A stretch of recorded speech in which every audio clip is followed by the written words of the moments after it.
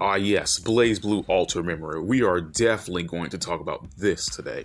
Now, BlazBlue Alter Memory is the first and only anime adaptation of the franchise, and it first appeared in Japan on October 2013. Now, this particular anime has become infamous for not only being a bad anime adaptation for the series as a whole, but also a very poor anime overall, from lacking animation, mishandling of characters, rearranging the plot in a weird way, holes within the story, rushing through the anime to the point that Calamity Trigger is 2.5 episodes long, no way a decent introduction to the series as a whole, and contains weird scenes like this.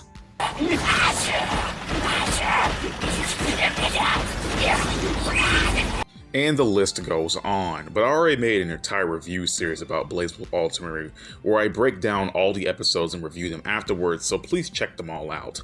This video will actually be something positive, as a matter of fact. A video about what BlazBlue Alter Memory does right. You what? Now, even though I just ragged on this anime, I don't completely hate it, and I learned that after doing my complete review and breakdown. Alter Memory does have its good points, however small they may be. Now, these are all my opinions about what I personally think Alter Memory has good going on. It also helps if you have watched the anime itself, as my points will only really make sense if you watched Alter Memory yourself. But hell, I wouldn't force you to do that, dear viewer. Without further ado, these are my 5 good things about BlazBlue Alter Memory.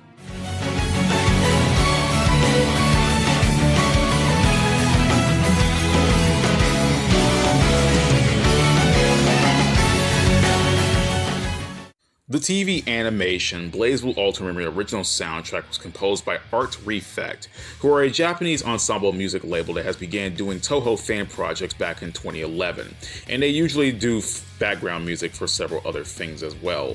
The ones who did the music for Alter Memory consist of Tsukasa Yatoki, Atsushi Harada, Kai Gojo, Takuya Sakai, and Tsukasa Kikuchi.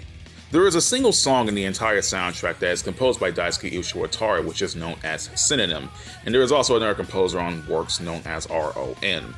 Now, many of the tracks in BlazBlue Alter Memory are Ishiwatari's tracks from the actual games, arranged by members of ARCSYS, going under different names. For example, the anime's remix of Under Heaven Destruction is called The Lost Paradise, or Noel's theme Bullet Dance has been remixed into a song known as Rivalry Rondo.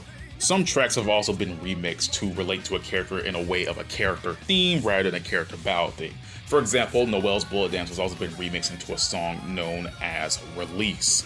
But they all have been composed just excellently, and the new original tracks composed just for this anime stand out as well.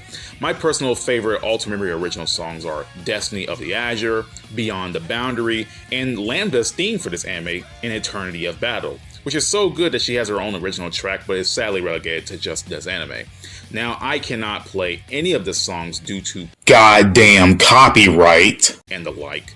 They're all up on YouTube already, so check them out if you haven't already. Trust me, it is worth it.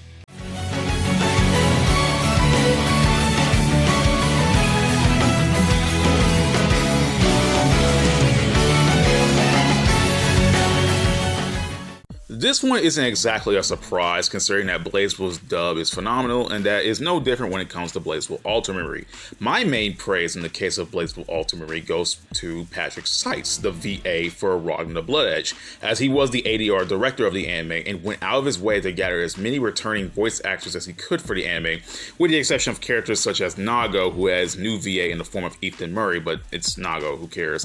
The dub for BlazBlue Alter Memory was announced on March 17, 2015, and since Continuum Shift and Chrome Phantasma were out about this time, Doug Erholtz and Steve Kramer voiced Hazama/Terumi and Bang Shishigami respectively. Now, Seitz didn't have to do this at all, but he did it because he loves the series, and I definitely respect him for that.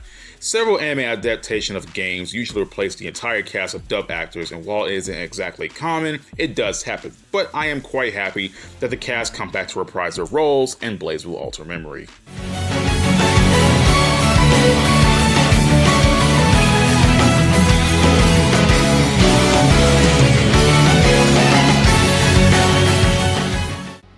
When you really think about it, Ragna and Noel don't get to really interact much at all during the events of Continuum Shift and Calamity Trigger, mostly because of, the whole complicated relationship between the two, and, Noel's being an NOL officer, criminal, etc., etc. But I think BlazBlue Alter Memory puts their very complicated relationship in the forefront, and it makes the event of Ragna confronting Noel as Moot 12 have more weight to it than it did in the original games, in my personal opinion.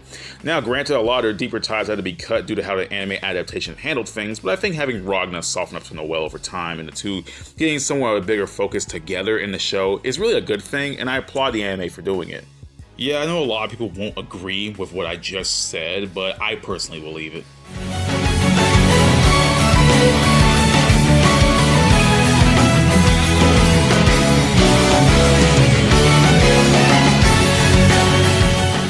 Baby girl!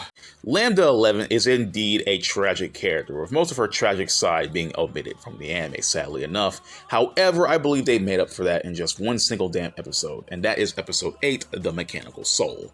Lambda and Ragna's interactions in this episode is nothing but wholesome, and it not only marks a major turning point in Ragna's character within the anime, but it also gives Lambda much more characterization than she had in Continuum Shift. The moment when she takes the hit for Ragna from Teremi's attack works so much better in Ultimately due to the already established relationship the two already had. Now, I think people may think I'm kind of dumb here, and I think that some people may find this a little weird with what I'm about to say, but my original gripe with Lambda's death scene in Continuum Shift is new coming out and ruined what could have been a moment for Lambda to have died. But at the same time, due to Ragna and Lambda's lack of together time in the original games, this scene could only work with new in mind. Old Lambda didn't have much going on with the other characters in the game. And yeah, I know this was like New's big moment to show that she truly loved Ragna to the point that she would sacrifice herself for him, but still. Hell, it was thanks to Alter Memory that Lambda came back in BlazBlue Chrome Phantasm Extend with her characterization carrying over. So with BlazBlue Ultramarine, while they kept the new stuff in there, the anime makes a point to treat it as Lambda's sacrifice rather than New's sacrifice, as Ragna says that he is fighting for Lambda when he throws down against Teremi. In his fight against Mu, the spirit of Lambda, not New's, tags in for Ragna to launch the idea engine, and it works so damn well in the anime.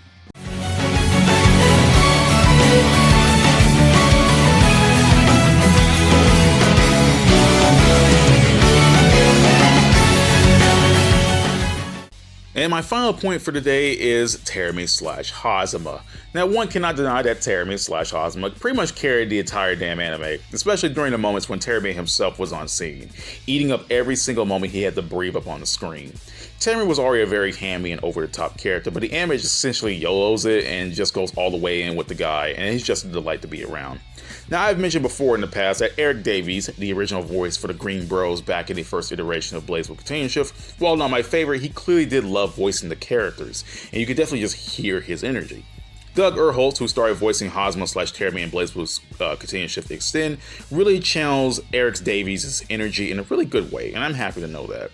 Yes, Teremi's actual fight with Ragna was god-awful due to being defeated in one hit, with Ragna channeling his inner BlazBlue Continuum Shift Mu Astral Heat hand and a long lore dump, but Teremi made every scene he appeared in matter, and I appreciate that.